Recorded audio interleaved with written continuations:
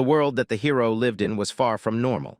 It was fractured, torn open by gates that shattered the boundaries of reality and unleashed monsters into the streets and forests. These beasts roamed with hunger and violence, leaving humanity no choice but to fight. And so he fought. Day by day, month after month, year after year, for 10 long years he survived.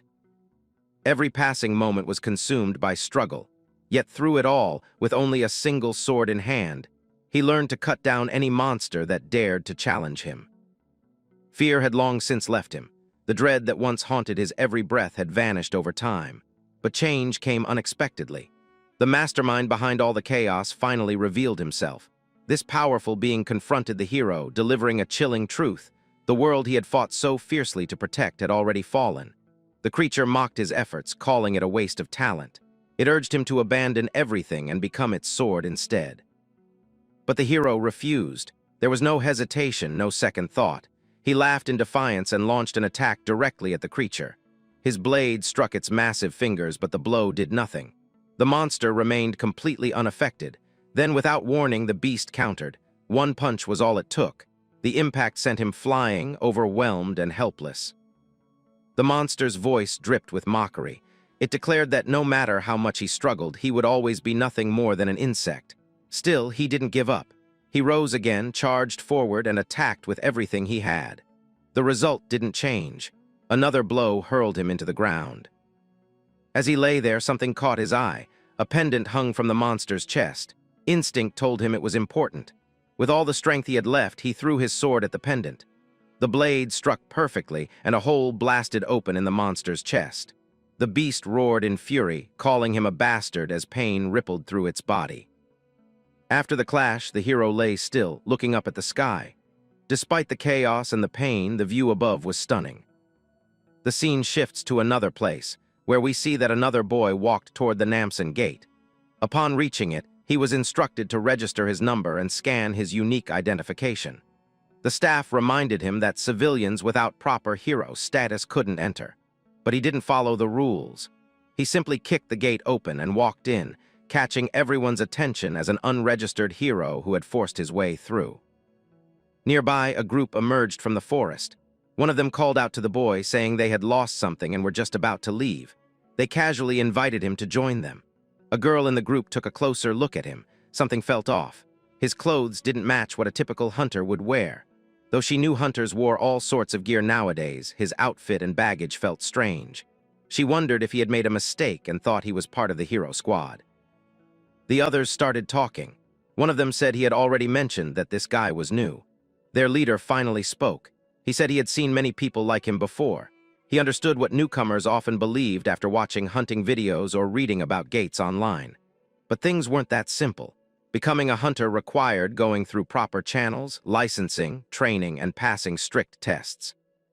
If the boy wanted to start, he would have to begin at the very bottom, F rank, and work his way up. The boy, on the other hand, understood the meaning behind their words but didn't feel grateful. That annoyed some of them. One bald man reacted angrily, unable to hold back. Another, younger one, asked not to be stopped this time, hopping for a chance. The team leader continued, making it clear that if someone ignored sincere advice, they would eventually have to face the reality for themselves. He explained that the gates were nothing like the fantasies people imagined. They were brutal, violent, and unforgiving places. Just then an orc appeared before them. It charged forward with menace. But without saying a word, the boy calmly placed his baggage on the ground and muttered to himself that it had been 10 years. Then, with a single punch, he obliterated the orc's head. The blow was powerful and swift, scattering the creature's remains in an instant. It was then that we come to know that the mysterious boy was actually the hero we talked about previously, and as the silence returned and dust settled, he whispered softly. To him, nothing had changed at all. We come to know that the hero had gone in the past and had reincarnated in a body of a boy named Dajun. Dajun gripped the sword in his hands tightly, the weight of it familiar after years of wielding such weapons. From the body of the fallen beast, he extracted a low-grade magic stone. He examined it briefly, recalling a time in the past when he wouldn't have even glanced at something of such poor quality. Back then, stones like this would have been considered grime, worthless, and beneath notice. Suddenly, voices echoed from behind him. Several tones, distinct and alert, came from a group approaching from the rear. One of the flames from his earlier attack still lingered in the air. Without hesitation and still holding the mana stone, he responded to the threat. In an instant, he killed one of them.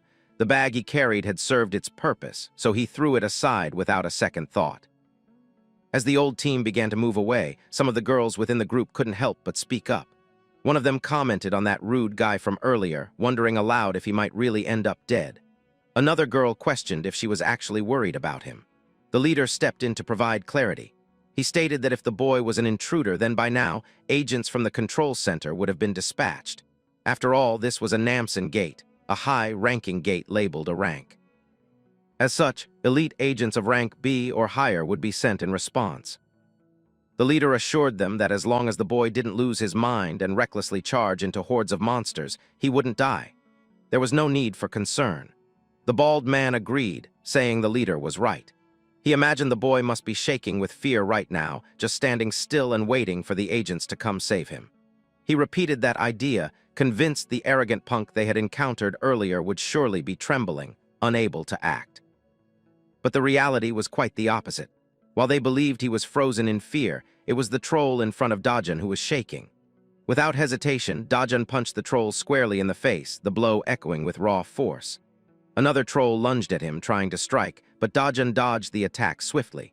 He retreated a short distance, then jumped, using that momentum to propel himself upward. He landed atop the troll and delivered a brutal leg strike, finishing it off with crushing power.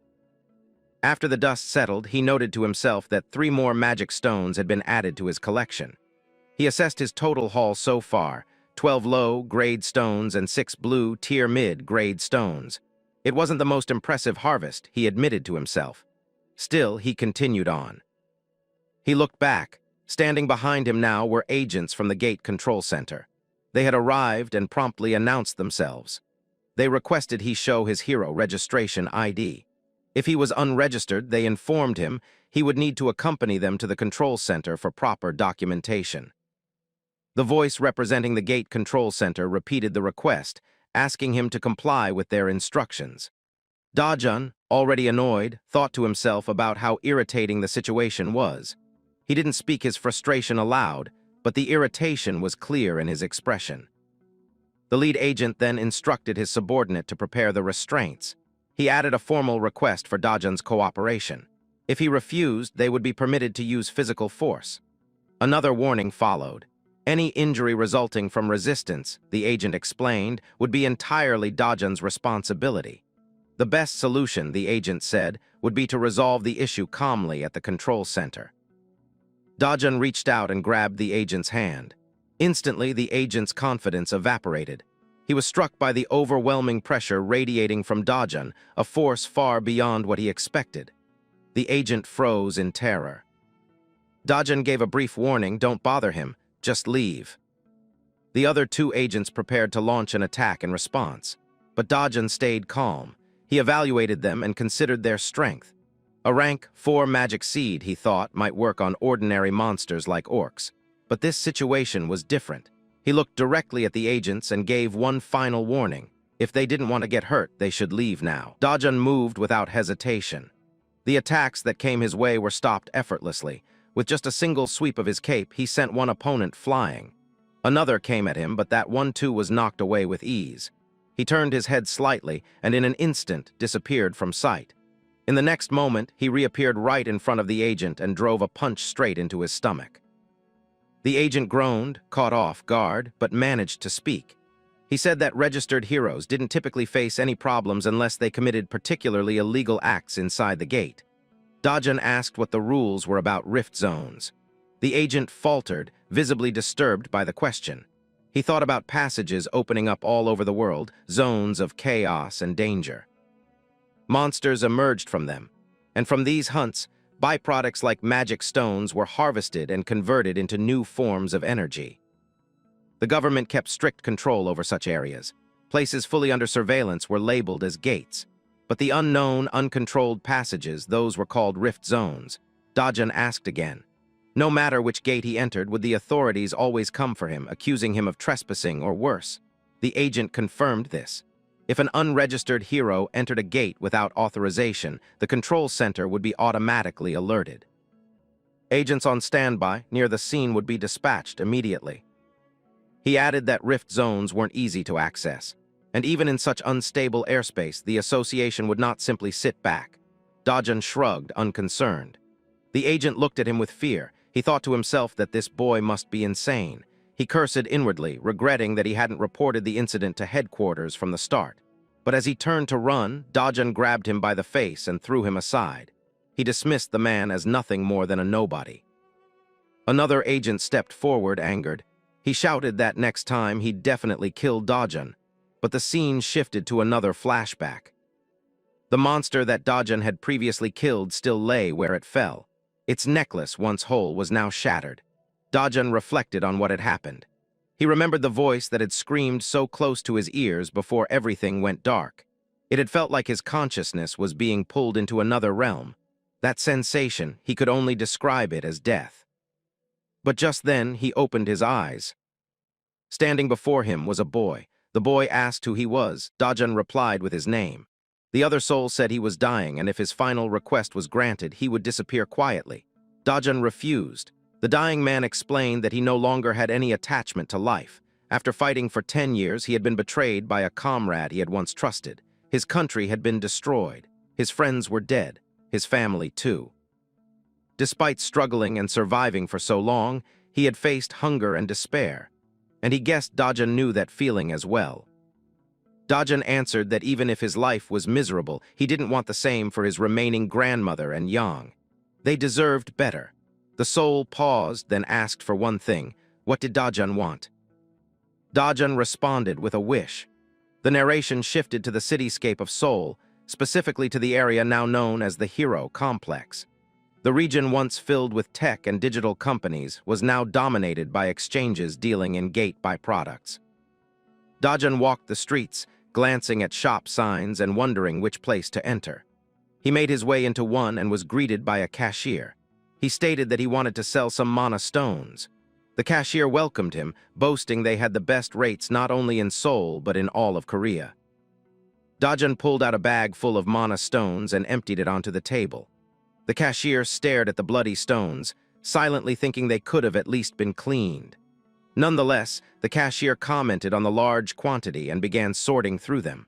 While doing so, he offered Dajun a cup of coffee while he waited. Dajun agreed. Once sorted, the cashier gave the assessment: 12 low-grade mana stones, 16 mid-low-grade, and 5 high-low-grade ones. He reminded Dajun that the commission was 40% of the purchase price and hoped he was aware of that. After a moment of calculation, he told Dajun that his total payout would be 5.46 million won. Dajun objected. He had done all the hunting and all the store did was buy the goods, yet they wanted 40% of the cut. The cashier was unfazed. He explained that Dajun clearly didn't understand how things worked. In fact, they usually charged 45%, but this time they were offering him a better deal. If he didn't like it, he could take the stones elsewhere, but he likely wouldn't get a better price. Dajun responded that he would do just that. He began collecting his mana stones back into the bag, but the cashier stopped him. He reminded Dajun that sorting wasn't free. There was a sorting fee of 300,000 won plus 10 won for the coffee. Since they had to use an expensive towel to wipe off the blood and now couldn't use it anymore, he owed an additional 50,000 won for the towel. In total, the cashier demanded 350,000 won. Dajun said he didn't have the money. If they wanted it, they could try to take it by force. The cashier warned him. He said that they had some C-rank heroes supporting them. These weren't weaklings. Just then, the heroes entered the shop. One of them asked what was going on and whether someone was causing trouble again. Then they saw each other. The boy began by tearing through the C-rank mercenaries who posed as heroes. All three of them were beaten down without much effort. After the last one fell, he stepped up to the cashier calmly. He told him the commission would now be 1%.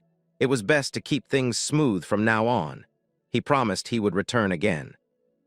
Back at home, he handed all the money he earned to an elderly woman and a young girl. The grandmother looked at the bundle and asked what all that money was. The boy explained that some time ago, he had lent money to a friend starting a business, and that business had turned into a massive success. The grandmother asked if he truly had such a friend. He replied that back where he grew up, there had been a friend he hung around with. She responded that, of course, she remembered that place. The young girl turned to him, eyes bright, asking if they were rich now. He nodded and said yes, from now on, things would be different. She laughed and danced around the room, excitedly repeating that they were becoming rich. He fell into thought, remembering a time in the past.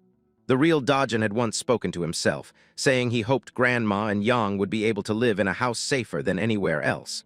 Then, without even waiting for a reply, he had vanished. When the hero's soul that replaced him awoke, he had become Dajin. The safest house in Korea at the current market price cost 110 billion won.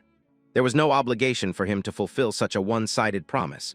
But he thought that if his strength returned even a little, that amount of money would mean nothing. To him, rifts, gates, and monsters were all weaker than what he had known in his own world. Compared to his past battles as a sword god, this world felt like child's play. Yet not even 10% of his full strength had returned to him. His thoughts were interrupted by a voice calling out. It asked if he was there. He stood up and told them he would go check. They should stay inside. Outside, he was met by a group of gangsters. They greeted him with mocking words, reminding him about repaying borrowed money. They demanded to know if he realized how much he owed now. The sum had grown to 48 million won. He quickly realized who they were. The loan sharks the real Dajin had borrowed money from before dying. The 5 million won once borrowed to pay for Grandma's hospital bills had now multiplied tenfold in an extremely short time. The biggest of the group stepped forward, smirking. He claimed they knew Dajin had made money through a gate recently and demanded he hand over every last one. Another, a shorter thug, said they were only taking what was due according to the contract and told him not to feel wronged. Before the words could fully leave the man's mouth, a punch landed square on the big guy's face. It was him. He had struck the gangster without hesitation. The small guy stumbled back, shocked. He stammered, offering apologies. He calmly explained that he had already repaid over 9 million won. If anyone should be owed money, it was him. The lone shark, trembling in fear, asked if he was really Dajin. He gave him a sharp look and told him to pass along a message to their boss. He would be paying him a visit soon. Then, without a hint of mercy, he punched the small guy too. Later, with his half-sister, he visited a teddy shop. Yang asked if she could buy some teddies and a new doll. He smiled and told her she could buy anything she wanted. They had already bought clothes, so now it was time to get what she liked. As he watched her, thoughts stirred within him. The more memories he shared with this life, the more something inside him changed. There were emotions growing in his heart. For now, it was just compassion, but he could feel it building. Dajin had been kind. Even toward Yang, his half-sister, there had been warmth. He decided that at the very least he would protect that part of Dajin's heart. She pointed at a ragged doll and asked if she could have it. Instead, he handed her a large, brand new one and reminded her that she could choose anything she liked. Her face lit up, and she beamed with joy. They ate out at a small restaurant. Just as they were finishing, a woman approached them. She looked surprised and wondered aloud if it was really Dajin she was seeing. She looked him up and down, nodding that he didn't seem to be dressed well. She added that he didn't look like much and then asked who was next to him. With sharp words, she accused him of causing trouble, just like his mother. The girl turned to him and quietly asked who that lady was. The woman stared at the girl and asked for her name. The girl quietly answered that her name was Yang. The woman sneered and mocked her, saying she must be from that family. She looked her over with distaste and criticized the clothes she wore, saying she looked just like her mother. Then she turned her attention to the boy and mocked his silence, asking if he had nothing to say. She leaned in cruelly, calling the girl a rat and asking if she even knew what the word whore meant. Just then he stood up and responded coldly, calling the woman an ugly wretch who looked like an orc. She was stunned by his reaction. His thoughts drifted back to his past. He had been born out of wedlock and raised in poverty. At the age of 7, after his mother died, he was finally taken in by his biological father. But that life offered little comfort. For more than a decade, he suffered discrimination, scorn, and neglect. When the legal wife gave birth to a son, he was pushed aside again. He was eventually thrown out and forced to live with a maternal grandmother and a half, sibling he had never known. What kind of pain must he have endured through all of that? He thought to himself that things would be different now. He addressed the woman again, reminding her that they had lived together for 12 years. Yet, despite all that time, she still looked at him with disgust. He told her that her fake personality, her face, even her dull mind, all of it was hopeless. The bodyguards nearby were frozen in shock by his boldness. The boy didn't stop. He accused her of being jealous of girls who were kinder or more beautiful than her. He said she was consumed by an inferiority complex and, in truth, no better in any way than this young girl, who at least cared about her brother well-being. Furious, the girl snapped at him, demanding to know what he had just said. But before things escalated further, another woman arrived. The girl immediately ran to her and started complaining. She told her what he had said, angry and upset. But the woman simply told her to stay out of it and called her behavior uncultured. Turning her attention to him, she asked if he had been doing well. She added that even if he had been busy, it would have been nice if he came home once in a while. His thoughts turned cold. He remembered how this woman had tormented him for 12 years more than anyone else. She tried to continue, saying that his father worried about him deeply, but he shut her down. He said that their relationship was not one where they asked about each other's well-being. He told her to get lost. Even she was taken aback by his words. She wondered if this was really the same Dajin she used to know, the boy who used to bow his head in silence even when slapped without reason. The girl ran after her mother, calling out for her to wait. He turned and told why, young it was time to go. She agreed, and they walked away. In his mind, he said farewell to the version of himself who used to stay silent while being mistreated. He warned them that it would be in their best interest to realize he was no longer that person. Meanwhile, in the car, the fat girl complained to her mother. She couldn't understand why they just left without doing anything. She argued that they should have crushed him right there and repeated what he had said to her. But then her mother turned serious and asked the driver why Dajin was still alive. The driver spoke up, explaining that, according to the report, the man with him had left him inside a rift zone. The woman repeated her question. Why was that bastard who should have died still breathing? The driver apologized and promised to investigate further. Her daughter was confused and horrified. She asked her mother what she meant. Had she really tried to kill him? But the mother wanted to know if the girl still had feelings for him. The girl immediately denied it and told the lady it wasn't what she thought. But the girl warned her that if their grandfather or father ever found out, things could become dangerous. Without waiting for more questions, the mother silenced her daughter. She said that this was something she, as the mother, would handle and told the girl to stay out of it. Then, deep in her thoughts, she cursed him, calling him a low-born bastard, and vowed that no matter what, she would make him disappear. 10 years ago, the rift zones began to appear. From within them, monsters surged into the world, slaughtering people without mercy. Global chaos followed, a wave of destruction spreading rapidly. But then came the heroes, individuals capable of resisting the monstrous tide. With their emergence, the panic began to ease. From the slain monsters came magical stones. These stones quickly replaced conventional energy sources, powering the world in ways no one had imagined before. Nations around the globe shifted their focus, converting the unstable rift zones into regulated gates. Society evolved, and soon every major industry was centered around gates and heroes. To survive, to thrive, to make money, becoming a hero was now essential. In the bustling district of Yongdyungpo, inside the headquarters of HCS Capital, a confrontation unfolded. Dajin stood tall and unyielding as the boss demanded to know who he was. Behind the boss stood 2 of his men, bruised and defeated. The boss growled, asking how he dared show his face there after wrecking his crew. The boy replied calmly, stating that the more he thought about it, the more he realized he had taken a loss. Confused, the boss asked what he meant. He explained that he deserved compensation, both physical and material, for all the damage caused. The boss watched him closely, sensing something had changed. His demeanor was sharper, more confident. This wasn't the same person they once knew. He speculated that maybe the gate had awakened him, given him new power. The boss scoffed and said that people like him, arrogant pricks who bragged about awakening, always met the same fate. He gestured toward 3 new arrivals, reminding him that they too had awakened but ended up as nothing more than D-rank trash. He warned that he had plenty of D-rank thugs under his command, people who wouldn't even let him speak. 5 men stepped forward, surrounding him. Undeterred, he told them all to sit down. He wasn't finished talking. One of the underlings barked back, trying to put him in his place. But before the man could finish speaking, he removed his spectacles and landed a punch straight to the underling's face, knocking him out cold. Just then, Dajan turned to the others and stated that he knew their operation extended beyond loan sharking. They were forging hero IDs too.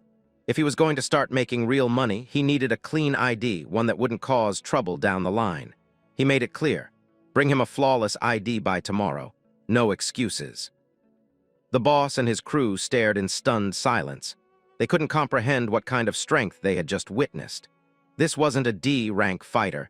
Maybe not even see he could be a B rank or more. Overwhelmed and realizing the stakes, the boss agreed. Before leaving, the boy brought up one more thing. He asked if Hong Hiju had been the one who gave the order to kill him. A shadow of the past crossed his mind. Still, the boss didn't answer immediately. Pressed again, he finally gave in. He admitted that, yes, it had been that woman. She said she hoped he'd be buried in debt and driven to suicide. The boss begged for mercy, but Dajan remained silent, thinking over the words. So that was the reason. Suicide, she had hoped he'd lose everything and end his own life. He asked again about being trapped in the gate. The boss denied any involvement. He insisted that he didn't know anything about it. Why would he send someone to their death if he was still owed money? It made no sense, he claimed. But the truth settled in. He knew now this was the man who had dragged him into the gate, the one responsible for everything. He gave one final order: bring every bit of information they had on him by tomorrow. The boss nodded desperately, agreeing to everything. He turned and walked out, his thoughts filled with a quiet determination. He remembered the last wish of the one who came before him, a desire to see his grandmother and sister live in a home safer than any other. That wish burned in his mind. Without someone like him to fulfill it, it would have died unspoken. And so he vowed silently. While he was at it, he would do more than just survive. By the next day, Dajan had obtained his hunter's license. Officially, he was now recognized as a B-rank adventurer, or hero. At the entrance of the gate, he scanned the license card through the machine. A robotic voice echoed, confirming the hero registration card had been verified. The system warned that his level was below the recommended grade and urged him to proceed cautiously and think carefully before entering. He muttered to himself that the agency should have just raised it to an A rank instead. Yet the automated warning continued to repeat that the level was below the recommended grade. The gate he stood before was known as the Poison Gate, classified as a B-grade dungeon. Entry was not permitted unless there were at least 2 people in a group. However, this one was a special kind. It was a degraded gate from the class classification. Soloing such a gate was incredibly difficult due to the powerful monsters inside. Worse yet, the tunnel structure of the gate only allowed solo entry. That meant unless a person was at least a rank, clearing the gate was practically impossible. But sometimes luck didn't matter. He told himself that if one was truly unfortunate, they'd end up facing hundreds of monsters alone in a pitch-black, narrow tunnel. He looked into the dark passage ahead and said that he was starting to like it. A monster appeared in front of him, and he swiftly killed it. From its corpse, he extracted a Mara stone. As the creature fell, he identified it as a black-fanged snake, a venomous beast known for its paralyzing poison, which could affect even with a mere graze. The gloves he wore were stained with a bit of the toxin, but he wasn't concerned. He casually remarked that killing it earned him 300,000 won. As he looked behind, he saw more snakes emerging. Without hesitation, he killed them all one by one. After clearing out the mess, he began searching the bodies for magic stones. But none of the snakes had dropped one. He thought to himself that if this place was anything like his previous world, the drop rate for magic stones from black fang snakes was less than 3%. It looked like he would need to kill a few hundred more to get results. Pressing deeper into the dangerous dungeon, he finally encountered the boss of the gate, a massive snake, far larger than any of the others. He was relieved, saying it was convenient that the path ended here. He decided to finish things quickly and return. However, he noticed his attacks weren't landing properly. The snake's body was covered in tough armor, rendering his punches ineffective. Suddenly, the snake's tail whipped around and struck him hard. He stumbled, got back up, and prepared for another round. As he attacked again, he realized this creature was on a completely different level compared to the ones he had fought earlier. Its skin was so durable that physical strikes were doing little to no damage. Frustrated, he thought that if only he had regained his former strength, something like this would be no challenge at all. That's when his eyes caught sight of an old sword lying nearby. Though it looked worn, he acknowledged he had no other choice. He picked it up, thinking that even a worn-out sword could be deadly in the hands of the right wielder.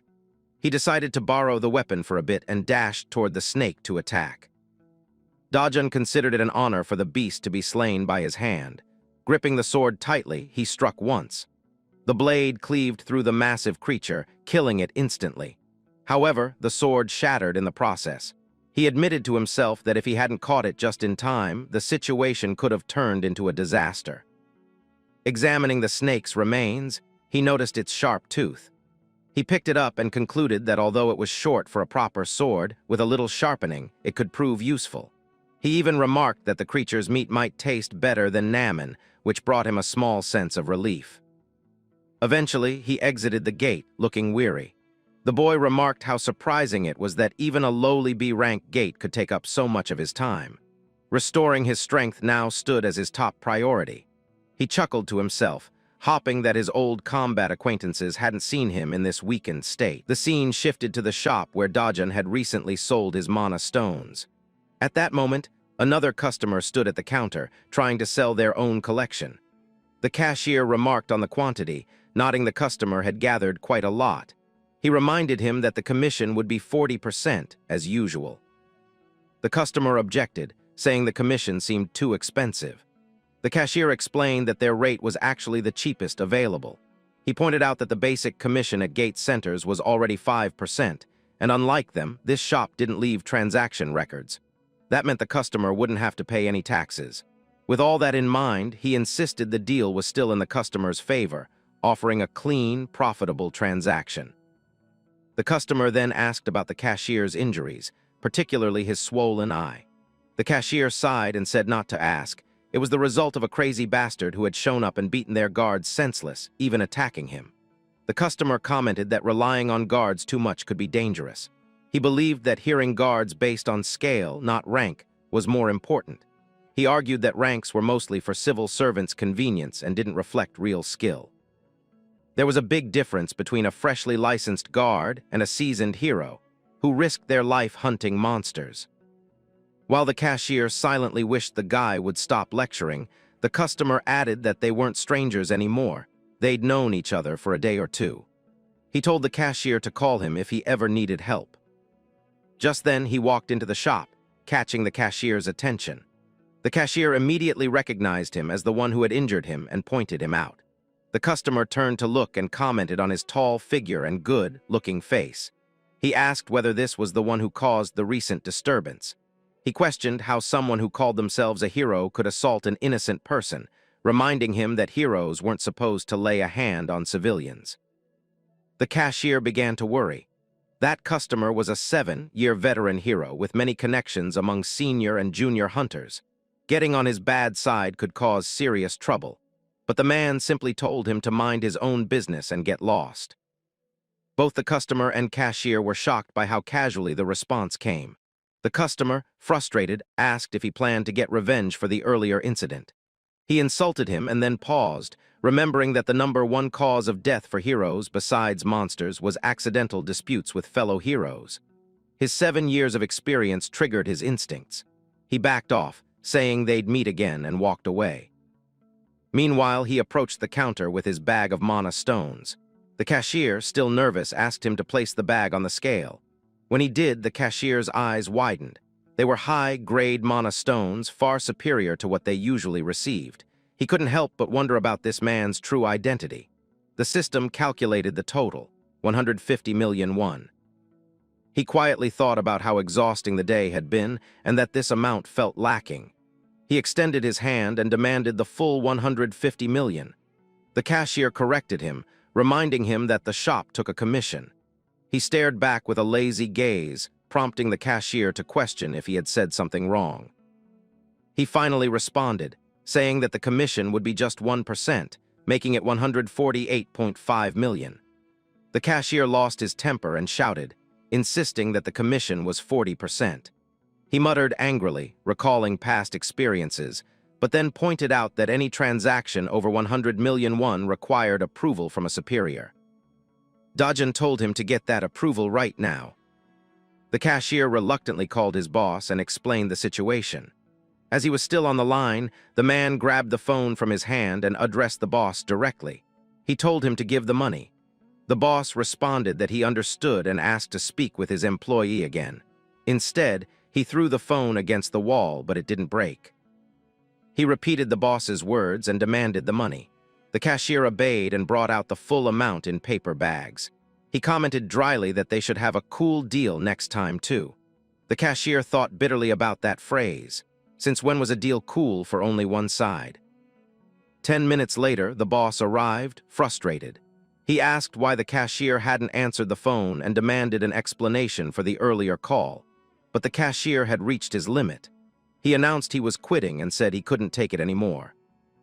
As the boss stood there, still on a call, the cashier saw him speaking into the phone. The boss was asking someone named Julian to come over. Moments later, a beautiful woman entered the shop. The boss welcomed her warmly. The manager addressed her directly, and she confirmed her name was Julian. The cashier immediately recognized her. She was a fourth-rank hero, Julian. He vaguely recalled that she was the boss's niece, but he couldn't figure out why she had come. She simply said her uncle had called her. Apparently, he was dealing with a headache involving a hero interfering with the Mana Stone transactions. She added that she didn't yet know the full details. The scene shifted to Dajun's house, where he sat in quiet meditation. He reflected on the harsh reality. Despite hunting all day, he barely managed to earn 100 million won. At this pace, everything would be too late. He knew he had to be capable of solo hunting an S-rank dungeon within a day or sooner. To do that, the most important requirement was to regain the strength he once had. But unlike his past world, the mana in this atmosphere felt lacking. Even if he gathered mana like this every day for 3 years, it still might not be enough. It might take even longer than that. The boy considered that getting some decent equipment would help, but unfortunately there wasn't much to be found here, not even under many trash-tier items. His thoughts were interrupted when he saw Yang playing with a teddy bear. A sudden chill ran through him. He sensed something and quickly rushed toward her, telling her to go inside immediately. Grandma, concerned, asked what was going on. Just then the ground trembled violently beneath them, but he realized this wasn't an earthquake. It was the telltale sign of a rift opening. Grandma was bewildered, questioning what in the world was happening. He warned her to stay in her room. It was dangerous. Without hesitation, he rushed straight into the rift. Meanwhile, at the Hero Association, an operator reported that a new rift had been detected on the map. A man ordered immediate action, identify the location, and dispatch nearby heroes without delay. The operator confirmed the rift had appeared in the yard of a private residence. The man frowned. A rift in a private residence was particularly troublesome. If a civilian, not a hero, entered the rift, entry would be blocked until they came back out.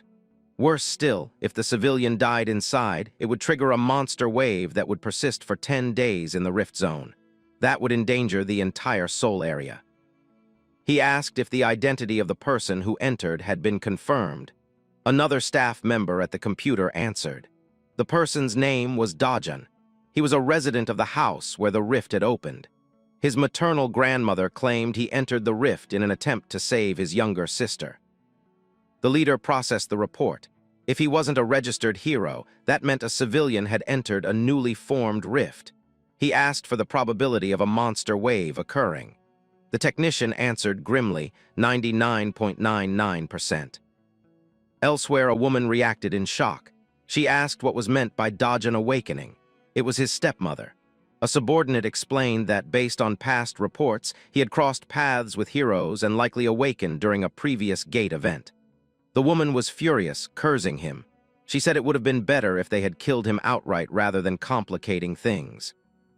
She reminded them that she had accepted money for that task and demanded they inform the assassin that if he failed to kill Dajun, he'd have to pay back 10 times the amount he had received. But the man told her there was no need to contact the assassin. She asked what he meant by that. The man explained that a new rift had opened at Dajun's own house and that it had been confirmed he had entered it. He added that this would soon be public knowledge, as the media would announce it shortly. The woman thought to herself that this meant they wouldn't have to see that vulgar man again. The man confirmed her assumption but told her to remain alert until they were absolutely certain. She agreed, and he acknowledged her instructions. Inside the rift, Dajun looked around and found it difficult to believe what he was seeing. It resembled the Pasha forest he used to visit often as a child. The structure of the forest, the shapes of the trees, and the grass, they were all familiar. With the abundance of mana in the atmosphere, even the shape of the sky and the fluttering of the trout matched exactly. He wondered if the path ahead might lead to what he suspected.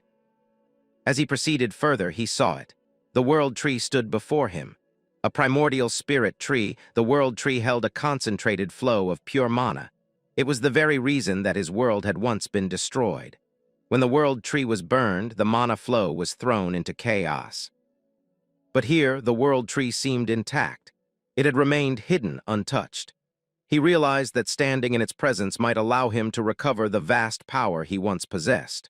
With quiet determination, Dajun sat down and began to meditate in front of the world tree, channeling the ancient mana it held. For 10 consecutive days, Dajun focused solely on his breathing. During that entire period, he forgot about eating and drinking. Nothing else mattered.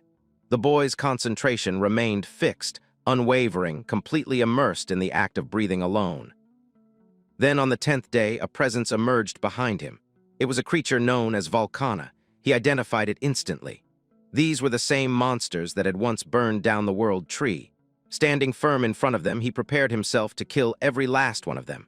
He thought it would have been useful to have a weapon with a water element, but decided that it no longer mattered. Determined, Dajun declared to himself that he would annihilate them all. With a simple movement of his hand, a shockwave burst forth. The force of it instantly killed one of the creatures. He explained to himself that one of his arm had released condensed mana, shaped and detonated in an instant. It had been a while since he had released that kind of attack, and now that he had done so, he felt the rush of power again. It was fun. More monsters prepared to strike, rushing toward him. But as they charged, none of them managed to land a hit. Not a single one touched him. His attention shifted briefly. He had now confirmed the safety of the world tree. With that concern eased, he turned his focus inward, toward the mana within his own body. He decided to examine it with his own eyes. Reaching toward a charging monster, he grabbed it directly by the mouth and halted its attack. With a tight grip, he crushed the creature effortlessly. One after another, the monsters fell. The confirmation was complete. With the threat cleared, he mused that once he finished off the remaining enemies, he would probably be able to obtain the undying ember. He remembered that this item had a rather high drop rate. Curious, he looked forward to seeing how many would drop this time. More enemies appeared, and again, he wiped out several of them. With the battle done, he returned to meditation. Then at last, it appeared, the undying ember. Holding it, he reflected on what it took to gain it again. He considered the possibility of drawing more mana from the world tree, but acknowledged that with his current body, it was impossible. Instead, the only option available to him now was to absorb the ember and convert his mana into a fire attribute. He recalled how in the past, he hadn't even needed to absorb the ember. Now, it took him 10 whole minutes just to absorb a single one. Still, he accepted the situation and focused on what he could do. He moved his hands again and found more embers appearing before him. Looking at them, he made up his mind. He would continue absorbing them, holding his focus steady, and pushing forward with the task for as long as he could. The rift had grown more unstable by the hour, pulsing with unnatural energy, and the risk was steadily expanding. Journalists gathered around with eager cameras, and the growing crowd stared anxiously, murmuring among themselves. Suddenly, a black car rolled toward the rift, carrying a group of officials. Among them sat a man whose expression was already twisted with irritation. Bang was visibly frustrated. He couldn't believe that because of one reckless boy, they were now stuck dealing with this mess. Kim, seated beside him, tried to offer some clarity, explaining that the boy had only entered the rift in an attempt to save his younger sister. But Bang immediately dismissed the idea. He didn't believe it for a second. In his mind, Dajun had entered not out of love or duty, but because he'd heard some foolish rumor that awakening in a rift zone was easier, and he'd run off chasing strength without a second thought about the consequences. If the boy wanted to die, Bang muttered bitterly to himself. Then he should have done so quietly, not dragged innocent people into it by causing a rift outbreak in the middle of the city. Another official asked what the guild master had to say about the situation, but Bang shrugged the question off. The master had only repeated the same standard protocol, wait for the wave to come and assess then. But even he had his hands full this time. The rift wasn't unique to their location, it had opened simultaneously across the globe. The US, China, the UK, Turkey, Switzerland, all at once. And while every other country had managed to stabilize their situations early, theirs was now in disarray, all because of one kid who thought the world would bend to his will. Bang was seething. He'd already decided that if the boy ever returned, he'd show no mercy. The moment Dajun stepped out of the rift, Bang swore to himself he'd make him pay for what he caused. Time passed. 28 days had gone by since the rift first appeared. The Hero Association had now issued a Level 1 monster wave alert. The situation was growing dire. If the civilian who had first entered, referred to now simply as Mr. S, didn't emerge in the next 2 days, the alert would escalate. Just then, the ongoing news broadcast was abruptly cut off. In a quiet office elsewhere, a sharp-eyed man turned to his secretary and asked if Mr. S was, in fact, Dajun. The secretary nodded. He'd already confirmed it through his operatives. There was no doubt it was Dajun. The man leaned back, mulling it over. He asked with a calm detachment what the odds were of Dajun returning alive. The secretary, equally cold, said that if Dajun was just a civilian, then talking about his chances was meaningless. It was less than 0.1%. The man broke into a devilish grin. The idea of Dajun being merely a civilian was laughable to him. After all, those who had tried to extort Dajun had already been soundly beaten. The fools in the Hero Association were simply misinformed, believing he was weak only because they lacked real intelligence. The man mused silently, what if Dajun really had awakened? But the secretary cautioned that even if he had, it all depended on what rank he achieved. Just being able to fight didn't mean he could survive a rift. Strength and survivability were two very different things. Still, the man's mind spun with possibility. He suddenly recalled that Dajun had 2 family members. His lips curled into another dark smile. He would secure them just in case. The secretary asked cautiously what he planned to do with them. But the man's eyes glinted with malice. If Dajun died, they would sell his family off for profit. And if he lived, they'd claim they had taken care of them and saddle him with an enormous debt. Meanwhile, deep inside the rift, Dajun stood once again before the World Tree, its trunk radiating soft blue light from the energy that poured endlessly out of it. He'd been powering up for what felt like an eternity and had long lost track of time. Hundreds of undying ambers had already been absorbed into his body, and their power surged within him. Now, at will, he could wield flame attribute mana, and his resistance to fire had soared. If he focused only on the fire attribute, his current strength even surpassed the days when he had once been called the Sword God in another world. He stood quietly, pressing his hand against the bark of the glowing World Tree, whispering his thanks then and now. It had granted him strength again and again. Looking around one last time, he gathered the remaining mana stones, placing them carefully in a bag. As he stepped away, a part of him knew that he might never see the tree again. But if they ever crossed paths in the future, and if the tree ever needed his help, he silently vowed that he would protect it without hesitation. With that promise lingering in the air, he turned away, his body hardened and honed, scarred and muscular, disappearing into the glowing distance. Night had already fallen in the real world. Dajun emerged quietly from the now-closed rift. He immediately noticed the silence. There wasn't a single presence within a 1-kilometer radius. It was obvious that the entire area had been evacuated in preparation for a potential wave. He stretched out his senses and released a slight pulse of aura in one direction, then followed it. Soon he sensed 2 officials monitoring the rift perimeter. Their uniforms were familiar, they belonged to the Hero Association, the same ones from the last gate. He sighed inwardly. Dealing with them again would be a hassle. So he acted. Without hesitation, He summoned fire mana, forming a small amber and hurling it toward an abandoned junkyard nearby. It landed with deadly precision, erupting into a controlled but dramatic explosion. Flames surged high into the sky, illuminating the surroundings with chaotic light. The officials spun around at the noise. Kim was the first to point it out. A massive fire was now engulfing the junkyard. They shouted to one another, trying to figure out how to contain the flames before they reached nearby buildings. From a quiet spot at a distance, Dajan observed them with calm detachment. He noted how accurately the flames had struck the junkyard. The control, the strength, it was almost too perfect. And then he smiled faintly, remembering Cusack, the strongest flame mage on the continent from his previous life. Cusack would have admired this flame. That thought brought a brief warmth to his heart. Back at the rift, Kim suddenly turned toward Bang, telling him to look. As they both turned, they saw that the rift was gone.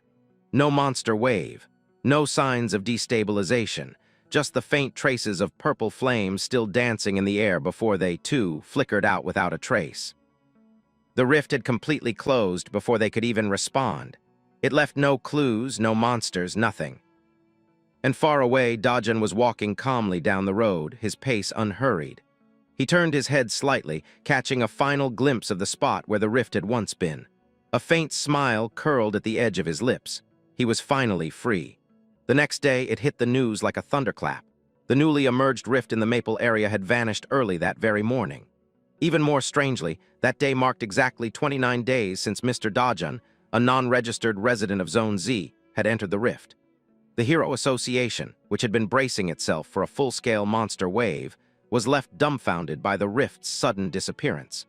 A full-scale investigation into the cause was immediately underway. At the same time, a mysterious fire had broken out in a nearby junkyard, resulting in a massive explosion that left the entire area in ruins. Elsewhere, a young man in a hoodie wandered the streets unnoticed. It was Dajan, concealing his identity beneath the nondescript clothing. Passers-by chattered, some mocking the man who had recklessly dashed into the rift.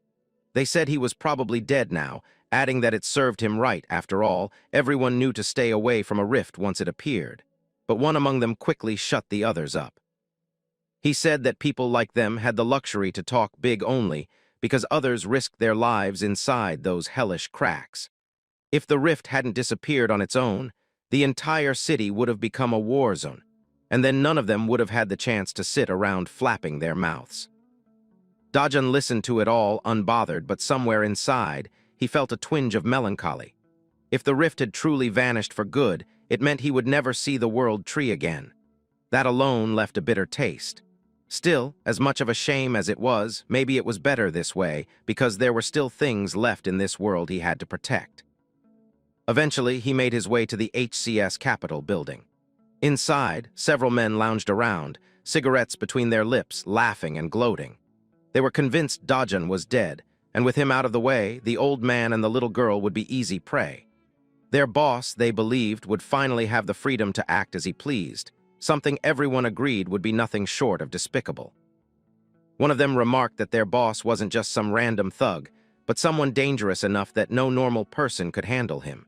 He was confident the boss would squeeze at least 10 times the value out of the 2 remaining victims. Another one took a drag from his cigarette and muttered that while the old man could be discarded, the kid looked decent, maybe even beautiful someday. The boss, he added with a twisted grin, would surely find some way to make use of her.